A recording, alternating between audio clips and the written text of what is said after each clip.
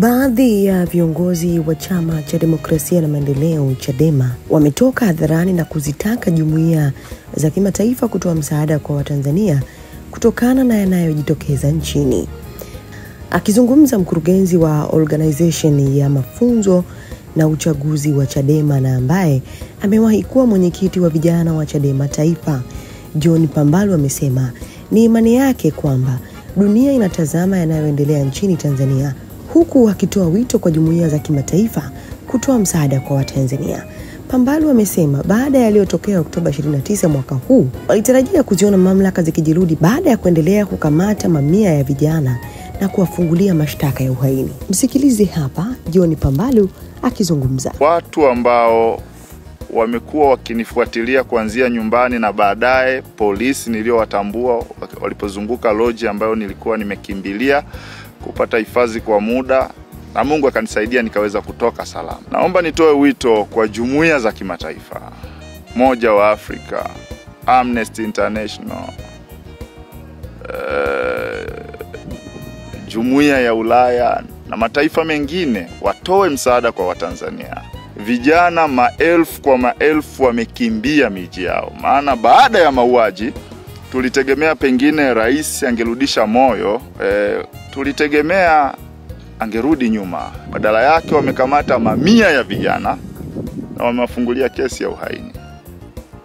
Inasikitisha sana. Kwa hiyo nitoe wito kwa jumuiya ya kimataifa kuingilia kati Tanzania na kuisaidia Tanzania. Lakini pia kwa upande wake aliyewahi kuwa mwenyekiti wa Chadema mkoa wa Njombe, Rose Mayemba, amesema kujitokeza kwao na kupaza sauti ni kuwakilisha sauti za vijana wengi wa Kitanzania ambao amesema hawawezi kupaza sauti.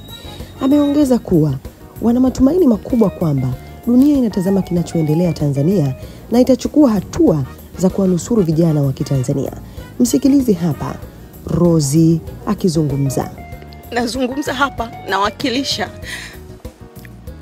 maelfu ya vijana wa Tanzania ambao wengine wameshindwa kuondoka, wengine wamekimbia, lakini wengine wamejifungia, hawawezi kutembea, hawawezi kwenda mahali kokote. Wako nyumbani wamejifungia. Huko nje mtaani sasa hivi ni mapolisi wanazunguka na mabunduki. Wengine hawana sare lakini wako na bunduki zao. Kati ya vijana waliouawa, tuseme kati ya Watanzania ambao wamekutana na hii kadhia, sehemu kubwa ni vijana wadogo. Ni matumaini yetu kwamba dunia inatazama Tanzania. Ni matumaini yetu kwamba dunia inaenda kuwanusuru vijana wa Kitanzania. Sisi ambao tumefanikiwa kukimbia tuna nafuu kidogo, lakini waliobaki nyumbani, mioyo iko nyumbani. Tuko hapa lakini mioyo yetu inalia, iko nyumbani, na waza kesho wataamka, hawaamki, itakuwaje? So hali ni mbaya sana sana sana. Kutokana yaliyofanyika katika kipindi cha karibu miaka 4 ya utawala mpya ambapo wamesema kilele chake, maelezo ya viongozi hao yamekuja wakiwa nchini Kenya ambako wamekimbilia ili kupata usalama waliosema umekosekana nchini. Kutokana yaliyofanyika katika kipindi cha karibu miaka 4 ya utawala mpya ambapo wamesema kilele chake kilikuwa yaliyotokea Oktoba 29, siku ya uchaguzi.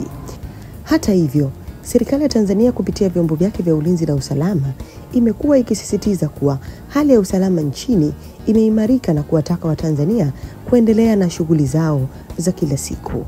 Nini maoni yako?